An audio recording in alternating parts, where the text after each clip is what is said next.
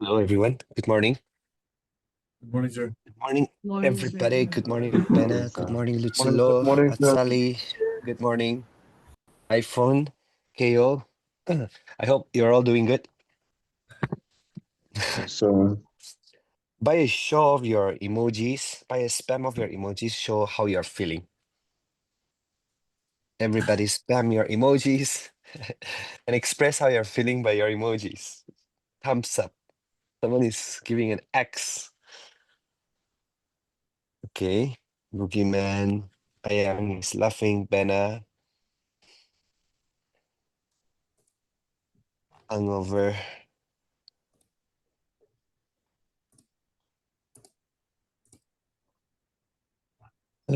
All right, all right, all right. People are joining in.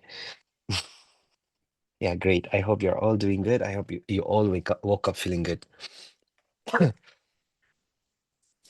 All right, let's start off with a class for today as well. Before we start, I wanted to share this as well. Since we're discussing modern history, a quote by C.S. Lewis. Human history is the long, terrible story of men. Can you see my screen, everybody? yes, sir. Yes. Yeah. So, human history is the long, terrible story of man trying to find something other than God which will make him happy.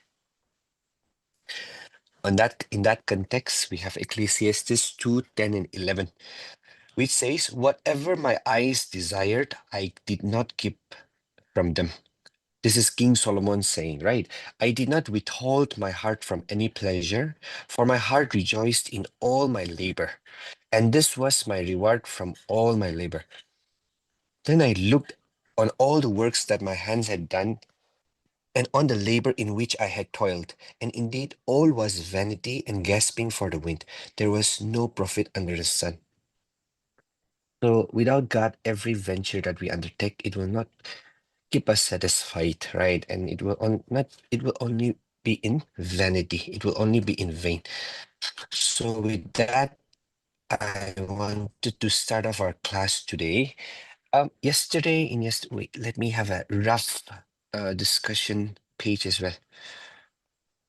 Yesterday's class, we discussed about the advent. We are discussing currently about the advent of the Europeans in India.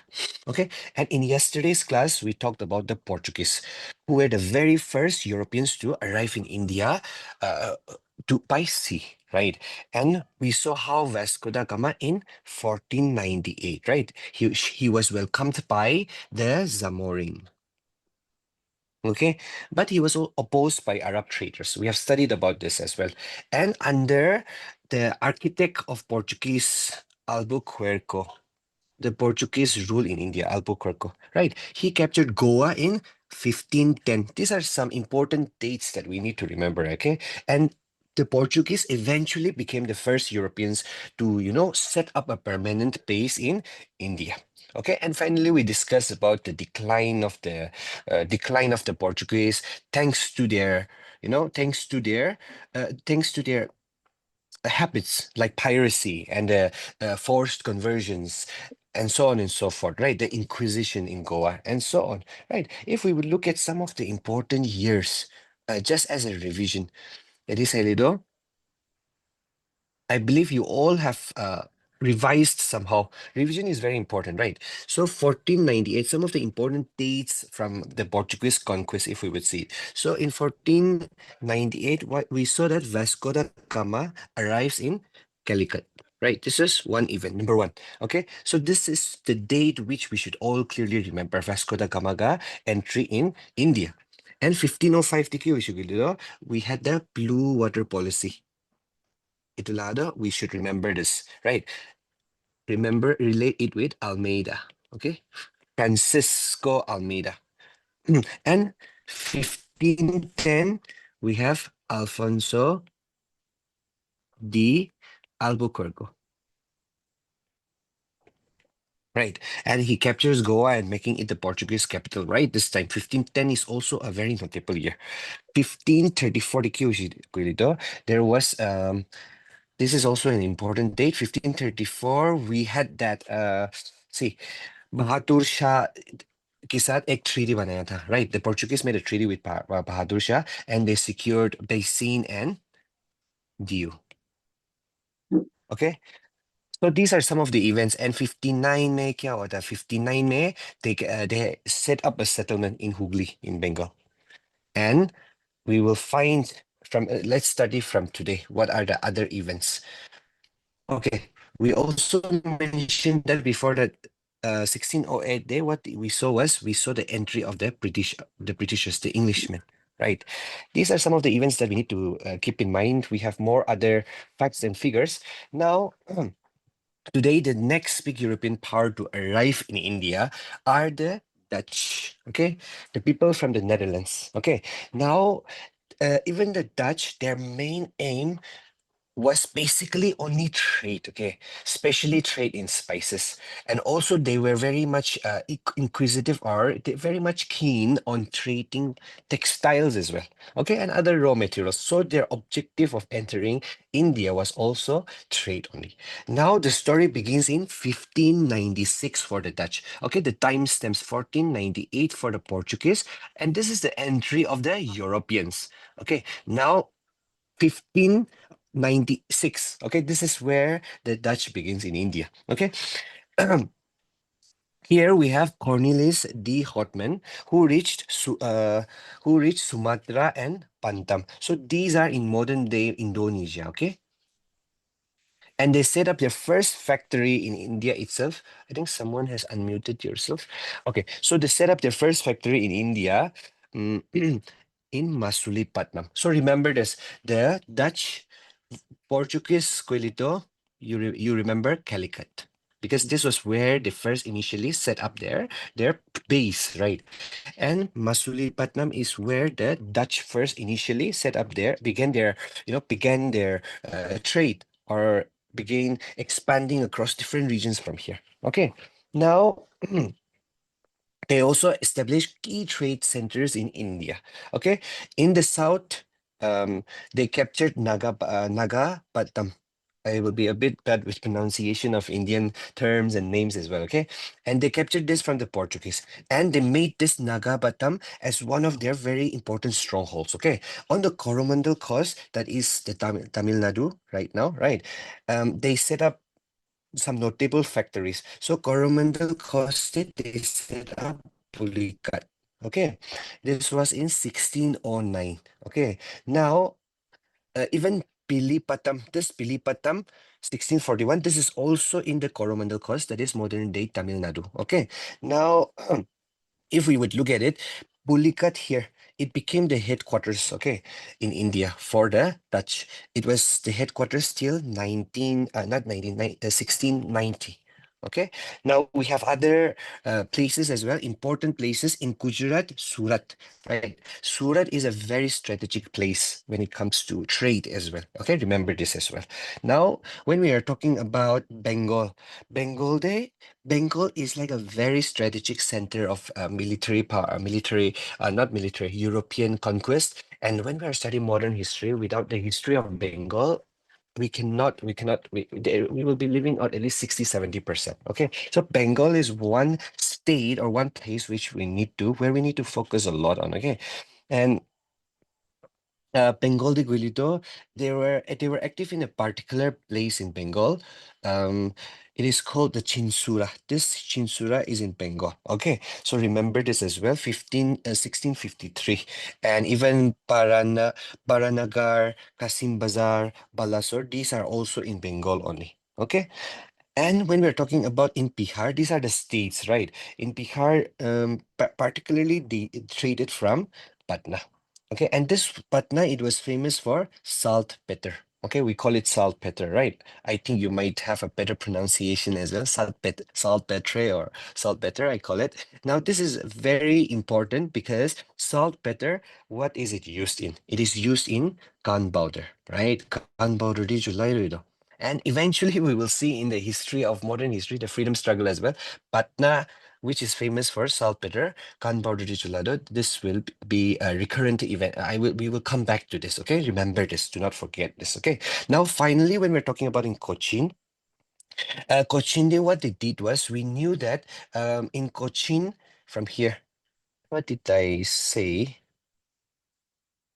Yeah, Alfonso de Albuquerque, Cochinde, instead of Cochin is also important place when it comes to in simple words, Portuguese kan lah influence as na Cochin dibe. So the Dutch people they drove off the Portuguese and they set up their base in Kerala. Okay, as a result. Cochin is in Kerala, right? As we all know. So we are seeing that the presence of the Dutch also in a span of few years, it spanned across or it spread across, especially South India, right? So what was their main trade activities? Like what did they trading? So they exported like a lot of indigo, right? It is a dyeing agent, right? Textiles, silk, saltpeter, opium, and rice from India to the Far East. Like especially Far East Quilito, we're talking about their colonies in Indonesia. Okay, from where we know that the barter system was also happening, right? So they would send these items from here to Indonesia, especially the Far East, right? And they would bring spices like cloves, right? These are some very important spices, nutmeg, piaze, and what else, like pepper. And they would bring this to Europe. So this is how the Dutch people, they set up a network, okay, from where they're simply trading from here and this is their trade system that they set up. Okay, and this was run by the Dutch East India Company, right? 1602 Ekulase, Dutch East India Company. All right, so remember there's some important things of information that you need to remember. First factory, 1605. Remember this, never forget it. Main headquarters was in Pulikat. Okay, 16 what is it? 1609 to 1690. Remember, this main headquarters itu di Tagishe. Nah, and it was later shifted to a place which I have mentioned later on. I'll mention it later on. Nagapatam di shift korishi there. We have it as well. When we study other solid books as well, we can just relate this. All right, now, okay, let's move on. Okay, we talk about the Anglo-Dutch rivalry right now.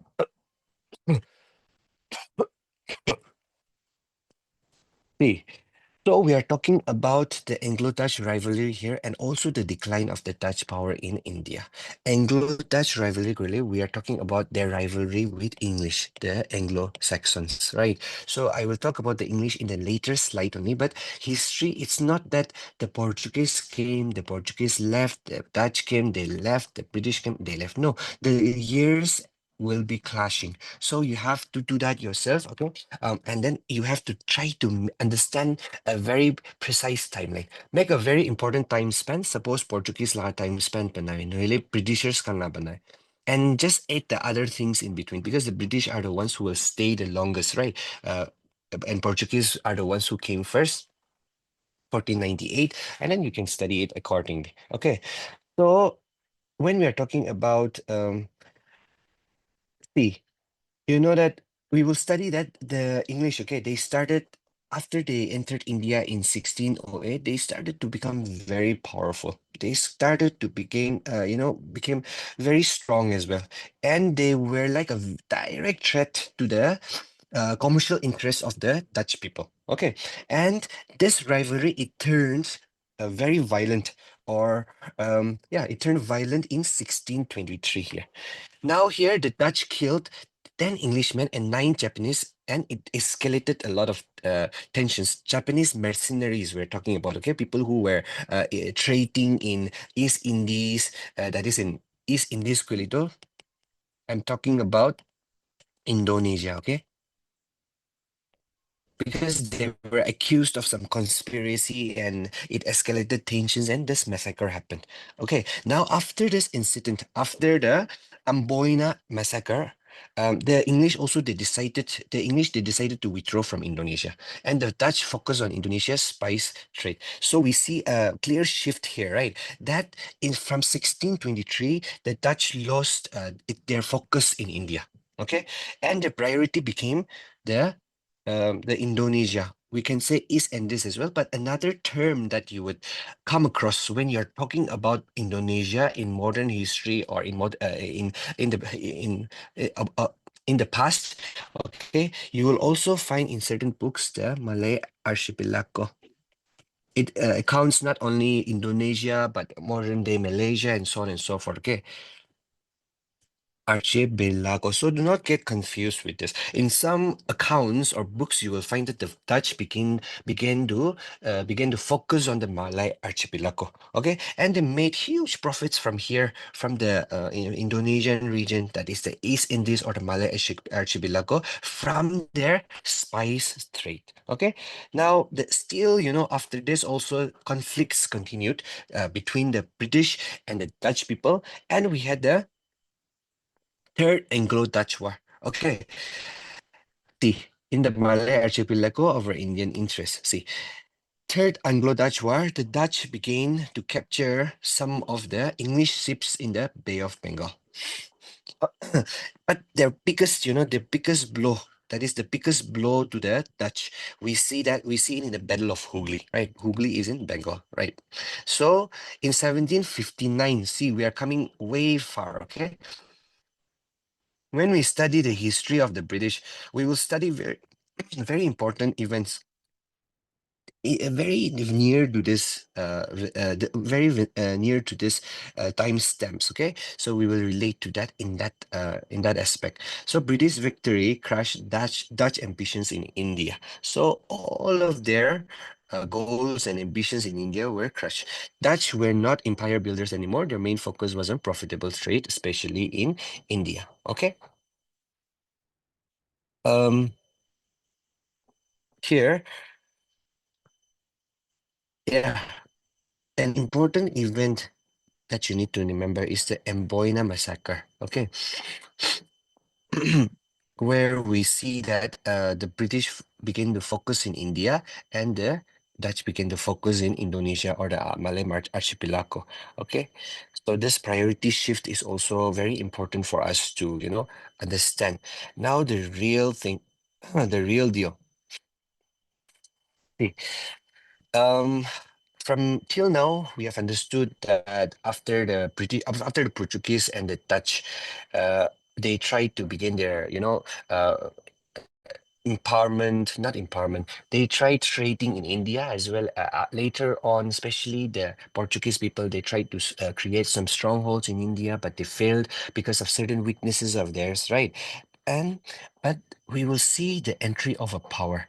Okay, the entry of a power who learned from other mistakes, and we will see that they are very tactical, very strategic as well. The English people. Okay, and unlike the other trading companies, ambitions were very clear from the start only. Okay, they will build a political empire here, and we will see that. And this is how it all began. Okay, so when we're talking about the British, wait, let me just unmute you. There's someone unmuted. Yes. Okay.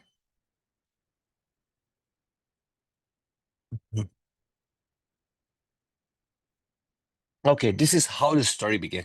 Okay, let's try to understand very clearly about the advent of the English in India and also how they influenced the Indians, how they divided India and they ruled India. They conquered India, even some parts like our northeastern regions, the Naga Hills, how they were able to conquer even nook and corners of like very difficult terrains of India as well. Their tactical strategies and how they grew. Okay, now the story starts in 1600. Okay, where the Queen Elizabeth I of England, right? She gave a charter, okay, to a group of traders, or we call it merchants. So a charter was given to a group of merchants in 1600. Okay, now the charter allowed them, okay, to form a company. Okay, and this company was to be called the Governor and Company of Merchants of London, trading into the East Indies. Okay, initially, we're not talking about the East India Company, okay? We're talking about the Governor and Company of Merchants of London trading into the East Indies. Remember this facts very clearly. Okay, now this sounds a mouthful, I know, but today we simply call it as East India Company, the EIC. But initial charter declared them to be this one. Remember, there's some facts that we tend to miss out. Um, what did this charter mean? So this charter meant that it gave the company monopoly. Okay, when I'm saying monopoly, I'm talking about suppose you are a provider of of a good, apni di Kohima de you bring a good. What can be the good? Hydrogen fuel cells, for example, and you are the only supplier. You have monopoly, right? In monopoly form of a economic system, you are the only supplier. You are the price maker, and you determine the price according to your whims and wishes, right? And people do not have any options to buy from other seller, so they buy it from you only. So monopoly of trade in the East and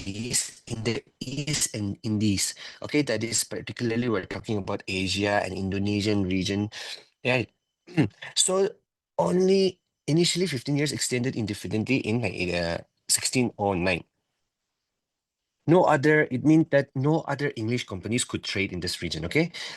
This shifted to India for textiles and trade after Dutch focus on Indonesia, okay? So this happened as well.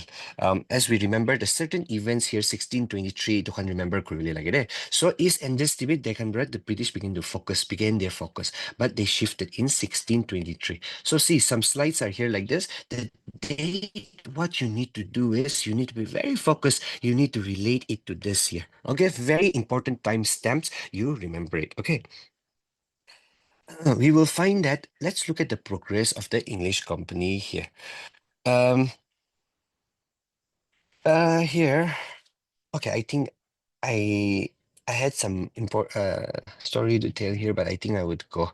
My target is to complete at least 15 to 16, not 15, at least 12 slides in a day. Okay, these are some timestamps and some attempts, okay, of let's look it as story. You will find this for a good revision. You can follow the slides as well, and you can read spectrum as well. Okay, we are following spectrum, and there will be some supplementations that I will make here in this class, which are from other sources that I have gone through. Okay, and you don't need to go through that much in detail. And whatever we discuss here, I believe that at least it can cover 70 to 80% of what the questions comes from. Okay. Obviously, of course, as I mentioned to you, mock test is something which you really need to focus on. Like mock test can noile PYQs brother man do naiwo, but mock test is one thing that you need to refer when it comes to modern history. UPSC kan na mock test kan bisa especially there has been a lot of mock tests, right? So you can go to any website and download modern history mock test questions, and you try to, just go through it. You will find a lot of questions out there which you will not find in Spectrum or Bipin Chandra or so on and so forth. So there are some very thick volumes of books, okay, around even 600 to 900 pages. And UPSC experts, they have found out that one question will be taken out from this book. So that is the in-depth of how, question setters in UPSC goes. And you can't expect to cover all this, right? But the coaching institutes and all, especially in the UPSC circle, they would pick and choose certain items of importance from certain books and they will set it right. So in that regard, mock test is one source that you need to follow, and just follow one source. Spectrum, Noili Toppers Academy la, if you get, right? Till now, I'm so sorry I couldn't get it as the soft copy. Now we start from 1609 here, and the first Englishman, the English hero that came was Captain Hawkins. So he came to Jahangir's court, right? Everybody knows this, but if you do not know, this is the day you know, right? And he came with the hope to get permission to set up a factory at Surat in Gujarat, but he failed because of the Portuguese influence in Surat. Okay, and the Mughals had also, suspicions suspicious. They were also suspicious regarding the intentions of the British. So this was the first attempt. Okay, NPSC first attempt in China, English first attempt the Lucy, but they did not give up after the first attempt, right? So in 1611, what happened was the English began trading at Masulipatam. Okay, this is the Andhra coast only, Andhra Pradesh la coast. Okay, and by 1616 they set up their first factory. Where? Masulipatam.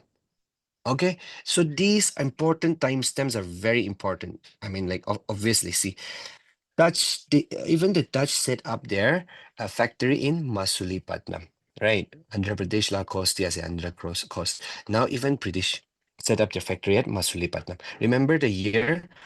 Because this is in 1616. Okay, many people confuse it with 1611. Do not get confused with this.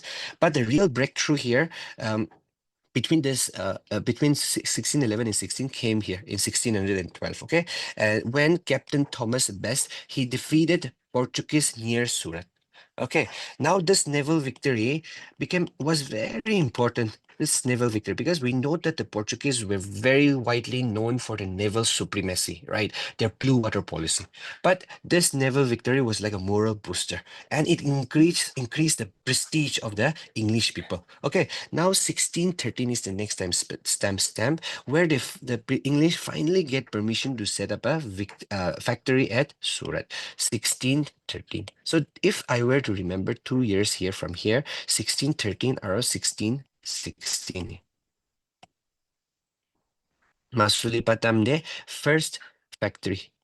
Got your permission. See, first factory was set up in 1616, but 1613 day, you should not get confused with this. They got permission. Okay, one is getting permission and one is fully setting up. Okay, now we're talking about the diplomatic efforts. Okay, when it comes to diplomacy, how they dealt with English with the Indian rulers to get their ambitions achieved. Okay, now the most important figure here at this time is Sir Thomas Roe. Okay, this is the most important figure, and he came as an ambassador to Jahangir's court out here in around 1615 to 1619, and he was a tactical negotiator, right? He clearly he very clearly negotiated like regarding their trading privileges. We're talking about not just privileges out here, but we're talking about trading privileges and also exemptions. People were right, especially for the English company, that is the East India Company. Okay, now later in 1662, what the Portuguese did was the Portuguese gifted, to King Charles II. Bombay was gifted to King Charles II, and this was gifted when King Charles II married a Portuguese princess. Okay, her name was Catherine, Catherine of Braganza.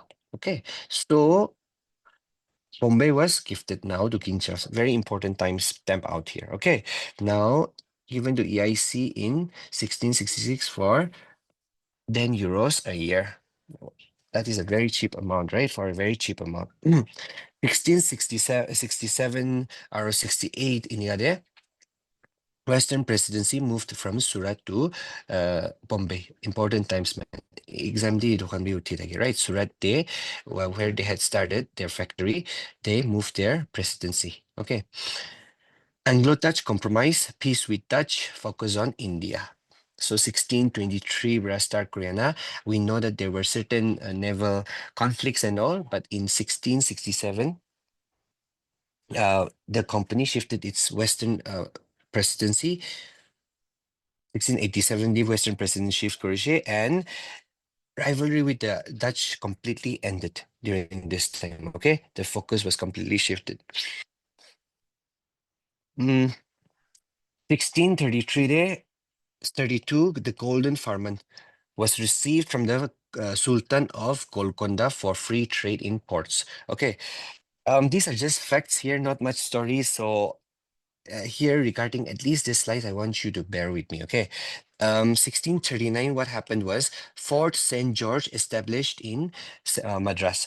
So replacing Masulipatam. After they set up their first factory in Masulipatam, okay, their main base became here. Now it got shifted to St. George, okay? And this was their main base in the Coromandel Coast. Now, this later, the Coromandel Coast, we have the Northern Sircars here, and the Coromandel Coast is here. This will be the Coromandel Coast. as we study geography, Indian geography, these things will become even more clear, okay? And like this became a very important point, this shift, okay? Because we will be talking about the Madras presidency as well. So we have, see, Western presidency in Bombay. So we will also be talking about the Madras presidency in a bit, okay? In around 1633, they set up their factories in Haripur and also in Palasur, okay? In Mahanadi and in Odisha separately, okay? Now, 1651. Shah Shuja allowed the English to trade in Bengal. Okay, and this was for 3,000 rupees per year. We will also find that the British will tactically negotiate with the rulers at a very low amount of paying of royalty or rent, okay, or of customs and all, okay, to the to the Indian companies, okay. Factories were set up in Hooghly, in Qasim Bazar, Patna, and Rajmahal, okay. Now, the relations were good till this time, but conflict, broke out with the Mughals in 1682. Now, this was because Hooghly sacked in 1868. Um, conflict here. The story is simply that we don't know exactly. I haven't been able to procure exactly why the English attacked the Mughals, but the story simply is that the English attacked the Mughals maybe for some misunderstandings or whatever it is. They had their intentions to even expand further, but conflicts broke out, misunderstanding broke out, and Hooghly was sacked, meaning that the company had to back out of Hooghly. Okay, back down of Hooghly in 16. It comes in 1686, Diego. So sometimes timestamps is not very important, so I haven't mentioned here. But 1686, they backed it out. Okay. Now the English reconciled with the Mughals. Okay, negotiations happened and they patched up together again. And this was done through Job Charnock, reestablished factory at Sudanuti. Okay. Now, in 1698, they purchased Sudanuti and these regions. Gobindapur, Kalikata, and Fort William was also established in 1700. So these three villages, Sudanuti, Gobindapur, Kalikata, so these are villages, okay? And they eventually grew into the city of modern day Kolkata, but Calcutt, Calcutta, okay? And this became the capital. And we will find it later on that this became the capital of English British India eventually, okay, before it got shifted. And the focus here is greatly on Bengal here. Okay, focus here is on Bengal here also, and we will understand this even more better because Bengal as a region, we will find that as we discuss further, we will find that this is a very rich state. Okay, with very rich in textiles and revenue. We're not just talking about West Bengal. Okay, we're talking about entire Bangladesh as well. Bangladesh is the number one supplier of textiles in the world today. Remember that. So Bengal textiles, they can like. And so much of revenue, how they would fight their wars in India in the later years after establishing this foothold or the stronghold, they will finance it with the revenue from Bengal. Okay, this will become their most important base as we um, begin to discuss. All right. Okay. Um, this is what we're going to do at 8:55. I'm going to give you a break of 5 minutes. So I think we'll have a break of 4 to 5 minutes every day. We can go for a little drink or SISN for a little refreshment as well. So here we will see some of the one of the most important game-changing moments we can say. Game-changing moments for the East India Company here. And these are the farmans that they receive. Farmans, they're like official declarations, okay? Official declarations by the Mughal rulers. Now, these are often called security farmans from Mughal Emperor Farrukhsiyar. giving them valuable privileges. This was the Magna Carta of the company. So just like the Magna Carta, when we study human rights, Magna Carta is one very important 3D or a declaration, okay? Because the Magna Carta gave rights and privileges to the English nobles in 1215. Okay, and this farmers also gave extraordinary privileges to the East India Company. Okay, now see when we look at like 1715, the English, what happened was the English, they sent an embassy, and this embassy was led by John Sermon. Okay, so who got it was not Thomas Roe or Mr. Best who got the farman from Farrukhsiyar, from the Mughal ruler, Mughal emperor. So, but it was John Sermon. Okay, remember this as well. And this embassy that went to Farrukhsiyar's court, their diplomacy was also very tactical again. It worked, and in return, the farman, Farrukhsiyar granted this. Okay, the special privileges. Now, what did they get out of this farman that was declared? Number one is exemption from the custom duties in Bengal. This is so remarkable. Okay, now this was very huge because when we are talking about other Indian merchants who are also into trade. Okay, they had to pay custom duties, meaning they had to pay taxes. But the British East India Company, they could trade freely. Just imagine this. And because of this, the goods, the goods, right, of the East India Company, it became even more cheaper. And if it since it was more cheaper, it would be demanded even more, and the profits became very high for the British, for the East India Company. Okay. Now the other thing is they also got the right or the privilege to issue dastaks. Okay. Now dastaks are like the passes for goods. Now, this allowed the company to, move goods from one place to the other without even paying local taxes, right? We don't pay toll tax as well today as well, right? Even toll tax was also exempted. There was no passes for the East India Company. Just imagine.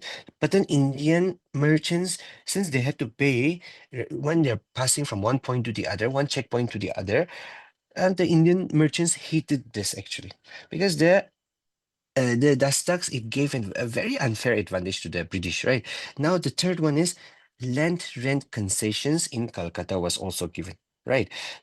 See, we're talking about, we also have discussed that rent, they set up some certain villages here, Sutanuti, Gopindapur, and Kalikata. So these were some very important places here, and the company had to pay very less rent as well here in this regard. And Kolkata as a place became even more profitable as their western headquarters. Okay, because rent was also uh, conceded. I mean, like the rent was also decreased, right? Exemptions of all duties in Surat.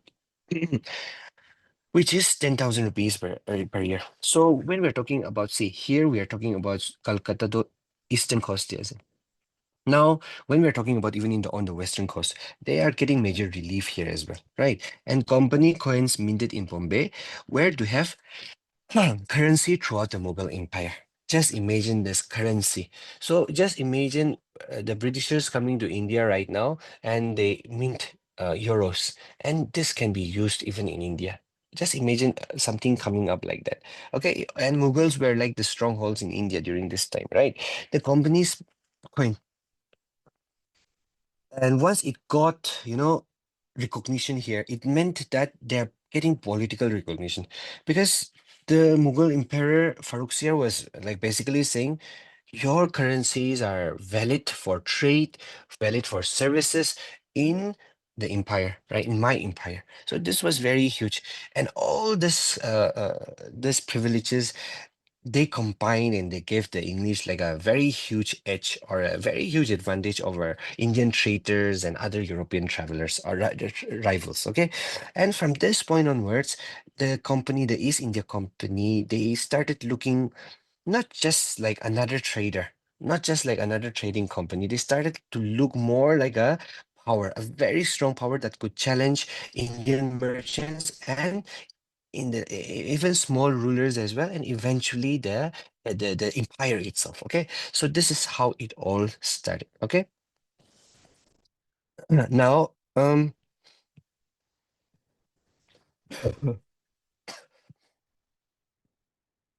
Yeah, royal declarations, or you can even say royal orders or decrees. These are some words, okay?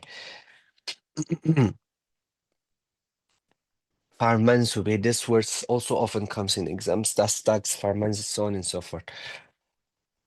Now, I don't know how you guys are able to stay awake in the morning in the class. What time do you usually sleep, everybody? I sleep at 1 p.m., sir. 1 p.m.? Vito is back. What time do you sleep, guys? 10, oh my, 10, 11, 9. Oh my goodness. Is this even possible? 12, okay, no meme cheer. 3 a.m. Girls, I heard that girls sleeps at 6 p.m. Yeah. They take naps at 6 p.m. 11 or 11:30. Please pray for me that I will also sleep during this time, okay? My sleep schedule is horrible. It got very much spoiled. Especially Delhi DJ na academy na 2 a.m. Sir, at what time you sleep?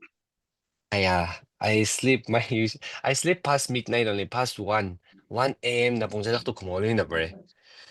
Oh yeah, Christy woke up at 4. 11, 12, 1, 2, 3, 4, 5 cars. But it's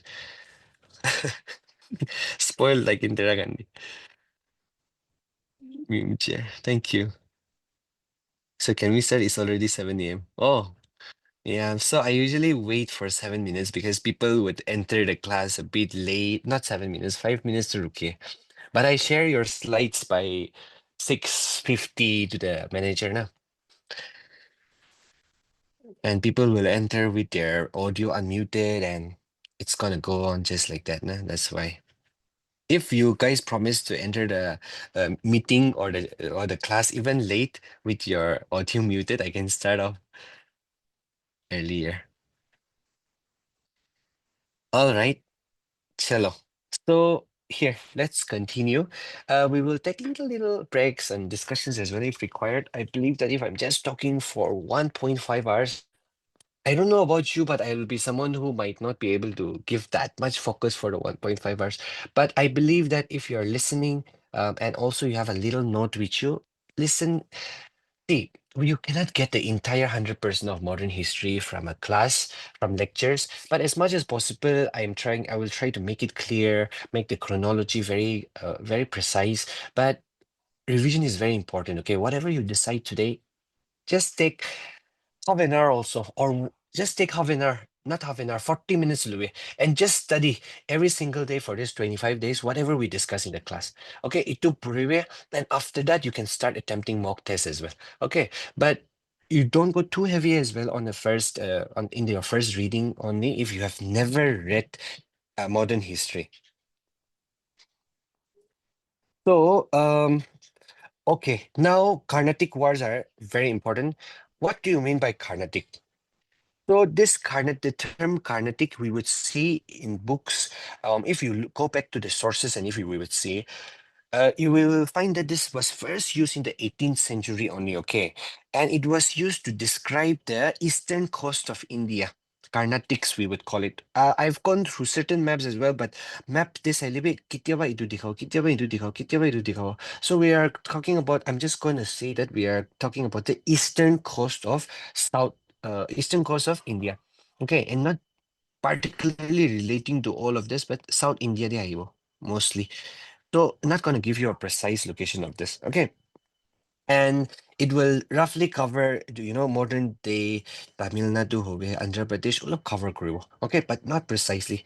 This is what Carnatic means. So Carnatic war ito kan area din na fight kora laha hobo. Ne. Now dynasty disputes in Hyderabad and Carnatic. Okay, so it was under a Nawab, and the Nawab was,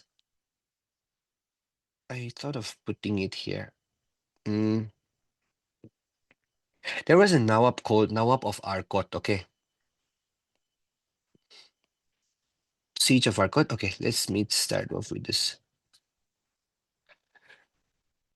Nawab of Arcot. We know that the Nawabs are subordinates, right?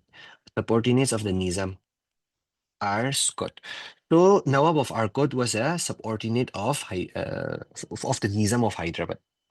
Okay, and Nizam of Hyderabad, as we study, it will become more clear. But the Nizam of Hyderabad, just understand that it was under the Mughal Empire only. Okay, so when we say Carnatic wars, we are talking about the wars fought in this region, especially between the English and the French. And this is along with their allies, okay, along with the allies that they have formed, the friends. So I haven't particularly mentioned the first Carnatic war out here, because it is not that much important when it comes to exam in this. I've never come across that. But the first Carnatic war was fought in, or not 14, why am I saying 14? 1746. Okay, and it was fought till 48. So this was actually, an extension of a conflict only, of a European conflict. You know that there was the War of Austrian Succession. AUSTRAIN, Austrian Succession laga war thaki si Europe de. Mm. Now, and then the War of Austrian Succession, let's not go much in detail. Just know that Austria there succession was happening, and the English supported one, and the French supported one. Okay, and they were basically, just understand that the English and the French, they did not particularly have a conflict per se in India, but they had a conflict in Europe. Okay, and this was like an extension of it only. Okay, they were enemies in Europe, and their companies also even clashed in India because of that. Okay, and it did not have much to do with Indian politics, because it was important also, especially we will study when we study the French, we will study the French victory at Saint Thom. And this was the real, and I believe I've mentioned it here. So just know that the only fact that you need to remember is 1746, 48 there, the first Carnatic War was fought. Now here, we're talking about the second Carnatic War. So the second Carnatic War, what were the causes of the second Carnatic War? Dynastic disputes in Hyderabad and Carnatic. So the French supported Hyderabad, okay, the Muzaffar Jang, and the British and Chanda Sahib in Carnatic, the French supported these people, and the British supported Nasir Jang and Anwar Uddin. Okay, so they are like basically, pecking two rivals out here, Muzaffar Jang and Nasir Jang. Okay, now some key battles that we will find here is the Battle of Ambur. Okay, the Battle of Ambur, where the French allies defeated British-backed Nawab. So this is the stamp that we need to remember. Okay, and initially the French got an upper hand because of this defeat, the battle. Okay, but once it is not about winning the battle, it is about winning the war, right? So even in your test, sometimes when you fail to do well, or when you do very well, do not be overconfident. Even if you fail to do well, do not be discouraged. Okay, it is not about winning the battle, it is about winning the war. Okay, now we have the siege of Arcot here. See, here we see the entry of a British hero by the name Robert Clive, and with just 210 men. If we were discussing from a bigger book, I would have told you the story, so much story in detail. But we don't have time for that. In 25 days, we have to complete the entire modern history, at least the skeletal portion of it. So without focusing on much of the stories, I'll tell you important facts and stories as well, snippets. But these are the facts. Okay, Robert Clive had entered just with the help of 210 men. They captured Arcot. And Arcot was the capital of the Carnatic, okay? And we will find that Arcot there was a lot of French army as well, French-backed army. And this very clearly showed mm, the importance of a very strong general.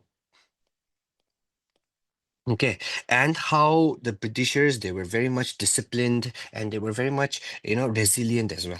And this greatly boosted the reputation of the Britishers. Okay, now the relief of Trichinopoli. Some some people pronounce it as Trichinopoli, but okay, regardless of whatever it is, Trichinopoli in 1752, where the British, with the help of some local allies, like we will find that they got the help from the Marathas and also the Nawab of Mysore out here, they defeated the French forces, and this lifted the siege here, okay, in Trichinopoli, because the French forces had come to Trichinopoli and they had taken a hold of it as well, and this turned the tide of this warfare, of this tussle between the British and the French towards the side of the English, or the or in the favor of the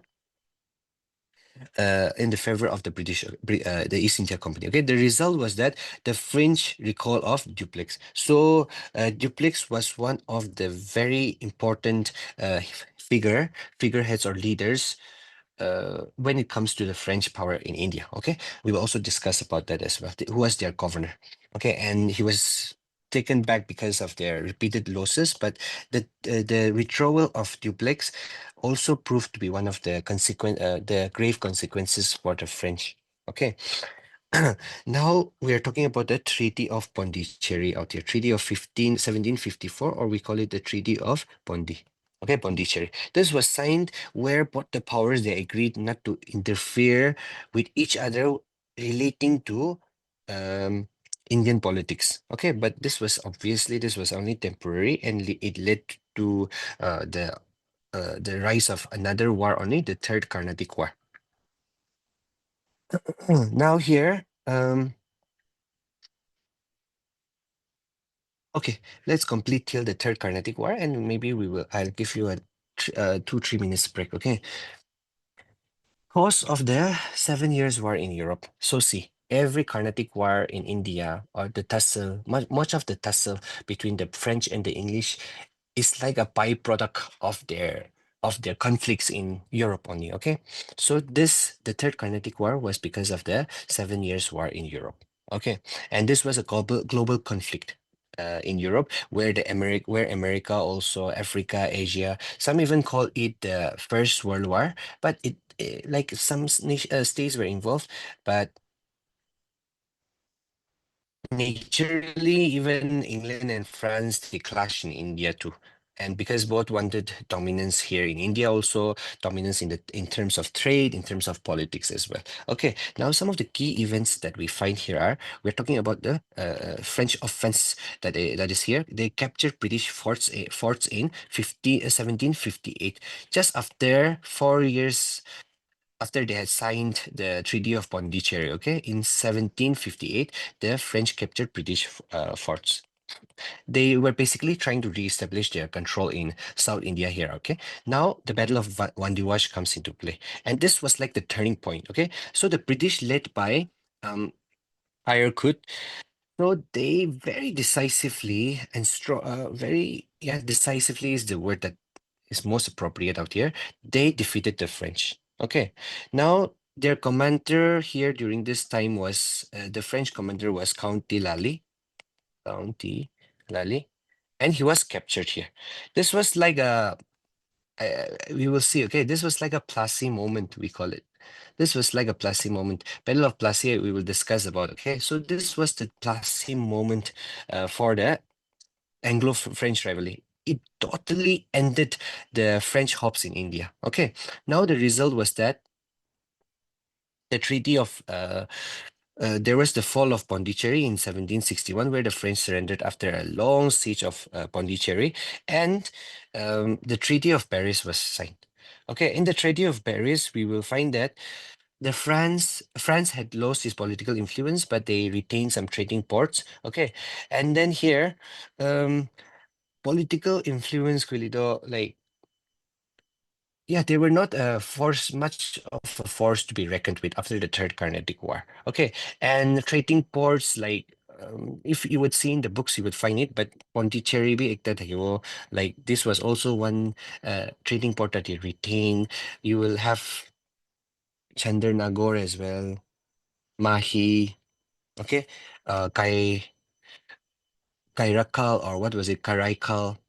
Right, Karaikal. So these were some of the ports that the French retained. Okay, and these were commercial centers, but they couldn't uh, ports, I am saying ports, okay, not forts. They couldn't fortify it. They couldn't make this into forts, okay? Or they cannot politically expand as well. So from this point onwards, the British supremacy in India was established, okay? And the French never became a serious rival, okay, in India. So, all right. It's 8 o'clock, 8:03. Let's take 3 minutes break. You can go Let's get a take glass of water. 50 minutes break. Yeah, we will do that after we end our class, okay? Yes. Chill. And we will start off with the nature. Okay. Mm. Mm.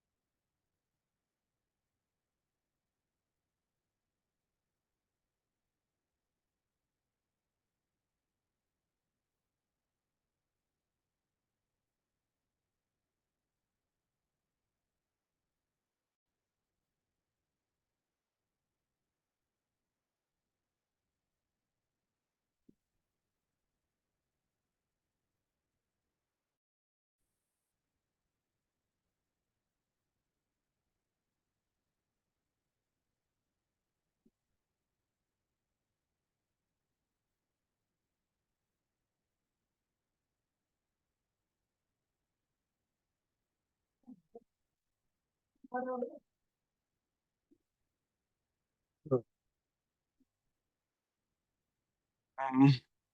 I'm here. I'm here. I'm sorry. Hello, guys. See, I for 1740-48 laga, the confusion behind the first Carnatic War. So, see, in some books or materials, you will find that 1740 were start Korean as I see. First Carnatic War, the actual event or the start of the first Carnatic War in India is at 1746. 1740 ke liye use Korea Zigulido. We can do further research on it for the historians. You can tell me as well, correct me as well. 1740 did the War of Ascension, the Austrian War of Ascension started, okay, in Europe. Immediately, this conflict did not escalate as in that big of a context in the form of a war in India, but the point of start, the exact start or so, we trace it to 1746. Okay. Mm, where 1746 did the French forces led by an admiral, they captured, Madras, British held city of Madras. So that is where the exact, see, key events included the French capture of Madras and the significant Battle of Santom, where French forces defeated the Nawab of Carnatic. So it is like that. A little confusion might be there in some books. 1740 diganawit tagyo. Na. I'm so sorry. All right, let's complete up this portion. Um, all right. Okay. I'll get back to you on that. If there is any confusion, you can also refer to other materials. Okay, 1740. Did it escalate on in the is the point of mention out here? Okay. All right. Why the English succeeded against the other Europeans in India? Okay, we know that the British started in India simply as a trading company, right? It was the British East India Company. It was a joint stock company. And meaning that when I'm saying joint stock company, I'm saying that this was not just an ordinary company. It was not just merchants coming together in that company and trading, but it meant that it was controlled by a board of directors, right? And influenced by shareholders. Okay, so this was funded by private shareholders who invested a lot of money for profit when it comes to trade as well. And this structure of it being a joint stock company, it gave them a huge flexibility, and it became very profit driven as well because the shareholders of the company obviously they would push, right, they would push for change. But when you look at the French and the Portuguese companies, they were stayed on, they were a part and parcel of the government only. So there was little public engagement. Even the officials, they were simply officials of the government, right? They had no they could not do much as well, so they might have been, they resorted to piracy, they resorted to smuggling and all because they wanted more precisely, I mean, they wanted to, they were greedy. They were not satisfied with what the company would offer, what the Portuguese government or the French government in Europe would offer to them, right? So in that regard, they resorted to piracy and smuggling and so on. Okay, now French monarchy had over 60% control, leading to bureaucratic inefficiency. Okay, even for the French as well. So this difference, it mattered a lot. Okay, because when it comes to decision making as well, when you have to report back to your head, to the country, to Europe, and you have to get back that information, there was no instant communication like what we have right now, so it would lead to a lot of delays as well. And eventually, when because the British, they had more autonomy as well, the British generals in India, they could make huge decisions greatly as well. Now, naval superiority was also another point. It was said that the British had the largest and the most advanced navy, which was capable of defeating rivals like Spain and France. Okay. And this ensured dominance in trade routes and military campaigns, right? Even Portuguese understood very early the importance of a strong military power, strong naval power, and they started with the blue water policy. So in this regard, even the British, they had a stronger and even a more superior naval power. Okay, and the Industrial Revolution, which began in the mid 18th century in Britain, this gave like a very huge uh, economic advantage to Britain. Okay, now inventions and innovations like the steam engine, the spinning jenny, and the power loom, it greatly boosted the British production. So the British factories, they would make the clothes and other goods at a very much cheaper rate, and it could make it very fast as well than anywhere in the world, right? So this led to the proliferation of British-made goods, right? The expansion, the spread of British-made goods like mice only, right? Now, other European nations, they lagged behind the Industrial Revolution, okay? Giving Britain an economic advantage. Other European powers also, they gradually picked up, like France and Portugal and Spain also. But the British already had captured a lot of markets. They had flooded the markets with their goods, and they were earning high profits. And this, greatly sustained the British East India Company as well. And they had a very strong financial backing as well because of all of these things. Okay, so this is a very important point out here.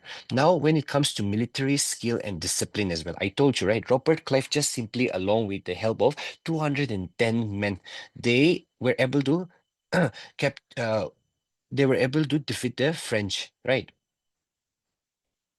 In the siege of Arcot. So here, British Army had been well-trained soldiers, and they had strategic commanders as well. Strategic commanders like Robert Clive, we had Irecout as well, and later we will find that Arthur Wesley, who was the future Duke of Wellington, he will also be mentioned. So these were some of the notable strategic commanders that the British had, which the other even Dupleix from the side of the Portuguese, from French, he was a very good commander, but not as uh, you know strong as the British commanders, because they also came with more autonomy, right? More easier decision making capabilities as well, right? Discretionary powers as well. Advanced tactics and technologies allowed them to defeat larger armies. Okay, now they had like very disciplined, like you will find that the British, their form of firing, they had firing lines. If you would look at videos on on YouTube as well, they had firing lines where where the first line will shoot, they will go, the second line will come, they will shoot. It was very disciplined, right? And it was not like us good that like the guerrilla warfare that we have. So, and they, strategically use their weapons, their artilleries as well. And this allowed them to defeat other armies, even though they were greater in number, right? Because they use advanced tactics, right? Staple government. The staple governance after the Glorious Revolution. So the Glorious Revolution of 1688, and after this, see, if we would look at the Glorious Revolution, this was a major revolution where we know that there was the tussle between the monarch and the House of Commons, right? Um, so the tussle was between these two, and after the Glorious Revolution, the monarch became more or less like a ceremonial head, like a constitution, not a constitutional, like a ceremonial head only. Okay, with actually the powers being vested in the House of Commons. So a parliamentary form of government came about right after the Glorious Revolution out here. Okay. And after this, they had a relatively, very stable government or stable parliamentary monarchy. We can say parliamentary monarchy is the word that we can use. But when you look at other European powers like France, there was a lot of instability during this time. There was war of succession as well. Even the French Revolution happened started in the late 1780s as well, right? 1789 French Revolution happened, and Spain also, they were facing huge economic crisis, trouble with their dynasty as well. Even the Dutch, they face internal political struggles, political issues. Now the British, since they had a very stable government, they could, they could fare better even when it came to their economic and commercial interests as well. Okay, lesser zeal for religion. We have discussed that the Portuguese, they were leading to even forced conversions, and they were not religious tolerance, right? They were religiously intolerant towards even the Hindus, the Muslims, and so on. But initially, okay, initially I'm talking about the British, they were less focused on spreading Christianity, making their rule more acceptable. They came simply as traders and not as missionaries, right? We also know about the white man's burden. You might have heard of it, white man's burden, where it was believed that the white men, they were also burdened. Their responsibility was to spread Christianity as well, right? And unlike Spain and Portugal, whose religious zeal led to resistance. Okay, so we will see that the fact that the point of religion became a very important factor later, especially with the coming of influx of Christian missionaries in the 19th century. But by that time, the British had already established a very strong dominance over India. Okay, use of debt markets. And this was a very practical advantage because the British, they had the Bank of England, which was established in 1694 only. And this allowed the government to, raise money through the debt market as well, enabled Britain to fund wars through debt markets. Okay, we are talking about debt market quality. In economics, you talk about bonds, right? You have loans and all and so on, where the government, they sell bonds to the public, and this is a form of raising funds, right? The public will buy the government bonds, the bank bonds sold by the bank, the central bank, the national bank, and as a result, they can raise money. And the company could also use the funds raised by the British in this regard. Okay, financially, they were outstanding as well. France's outdated financial system led to bankruptcy during war. So one important point of why the French lost was because the French, they had no proper financial system, Taranero. They relied like very heavily on taxation. And by the end of the 7 years war that we are discussing, the War of Accession, their exchequer, right, their bank account was, it was going bankrupt. And France was like drowning in debt, so on and so forth. Okay, so financial weakness at the part of other Europeans and financial prowess, okay, or strength on the part of the British, it became also a very important point of why the British began to establish their dominance in India. Okay, all right. I thought of discussing till here. Wait, 1, 2, 3, 4, 5, 6, 7, 8. Let's talk about it till here. Now, before see before the Britishers, they became the supreme power in India. Okay, if we look at the political scenario in India, it was changing a lot. The Mughal Empire, which was like one of the mighty Mughal Empire, we would call it. I wish we had studied medieval history together as well. So the Mughal Empire, I'm just going to assume that you have studied medieval history already, okay? And we will discuss it accordingly. The Mughal Empire, it was on a decline, okay? And this opened up, space for both, regional powers as well as even for European companies to expand in India, okay? The, excuse me, the decline of the Mughal Empire.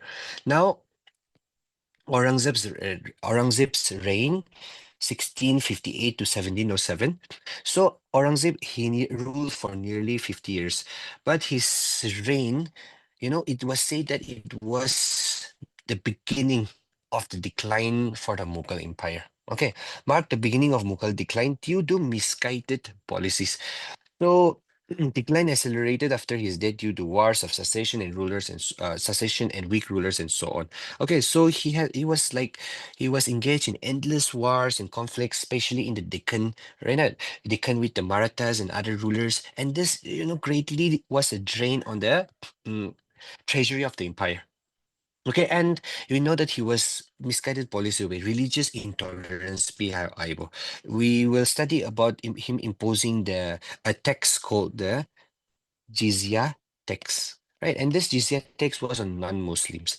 So this alienated or this drifted apart a lot of groups, especially when you're talking about the Rajputs or when you're talking about the Sikhs. Okay, they had earlier supported the Mughals because of this, and but because of the imposition of these taxes and other misguided policies, you know, it alienated a huge group of supporters. Okay, and the empire had also grown very big. Okay, and because of this, Aurangzeb was unable to, keep a very strong hold on this. Okay, so after his death in 1707, the Mughal Empire, it was like the plate was set, the table was set for the disintegration or the decline of the Mughal Empire. Okay, now, um, so there was a lot of war of successions as well after the death of Aurangzeb. Okay, now Muhammad Shah. So by the time of Muhammad Shah in 1717, the decline had been very rampant, or it had very much accelerated. Okay, and Muhammad Shah was not an effective ruler. He was an ineffective ruler, and he was more interested in the pleasures of the court. Okay, he was more interested in entertainment than being interested in administration. And during his reign, during him, Muhammad Shah, while he was the emperor, a lot of independent states it began to rise, like Hyderabad under the Nizam. The earlier it was under the Mughal only, but the Nizam of Hyderabad also drifted clearly away from the Mughal. Okay, and began Bengal also under Murshid Quli Khan only. Murshid Quli Khan. Okay, Awad under Sadat Khan, and in Punjab, obviously the Sikhs, right? I told you that the Sikhs were alienated. So they were also, strengthening their power, like asserting their dominance as well. Okay, and obviously the Marathas, they began asserting dominance, not just in central India, but even in western parts of Western India, and they would, raid Delhi quite often as well.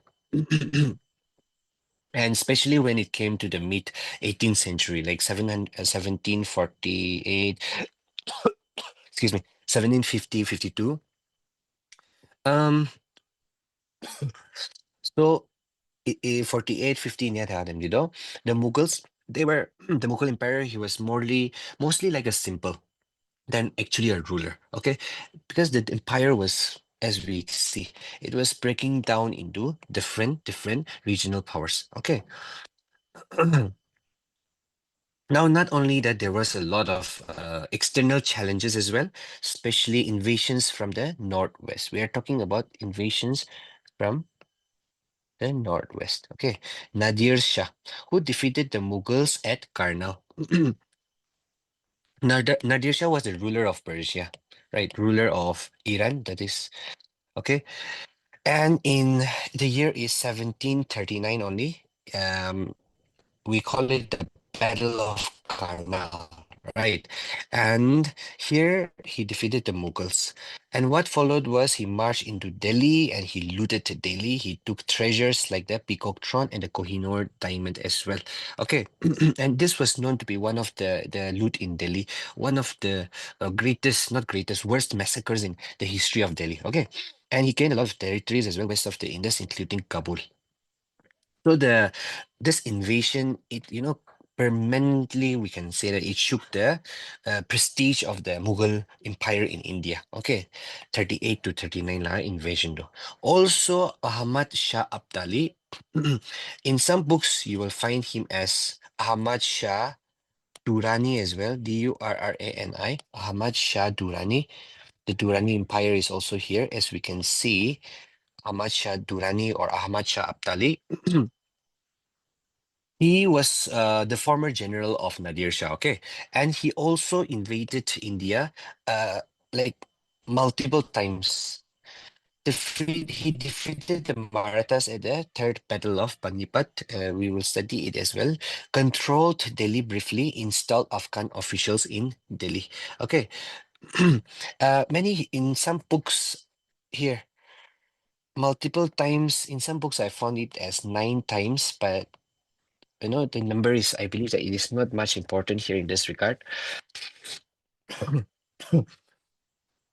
So because of his continued invasion, northern India was left very much unstable, politically unstable and economically weak as well.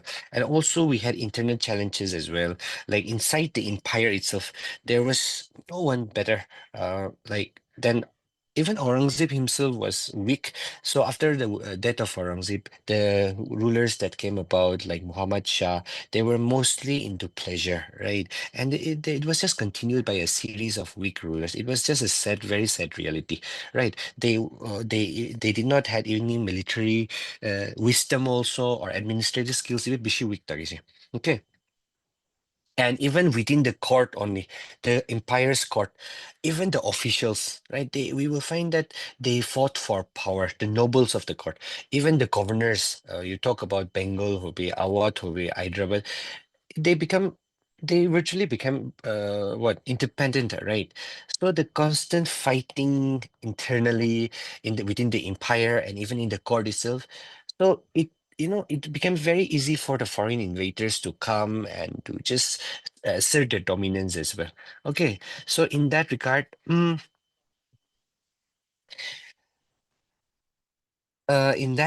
this matter becomes important. All right, so British conquest of Bengal, as I mentioned, Bengal is a very strategic point of mention when it comes to the study of modern history. Let's study it tomorrow, and along with the British tryst with the Marathas as well. Okay. All right, let's end up. We can wind up our class here for today. Thank you, sir, so much. Chalo, chalo. Most welcome. I'll Have a see you nice day, tomorrow. sir. Okay. Thank you, sir. Vito, you too. Benna, you too. Good day Thank to you you. all. Thank you, sir. I think boys are much better than girls. Everyone is good. Boys are Everyone much, is good. you know, Vito is much the more. MVP though. Yes.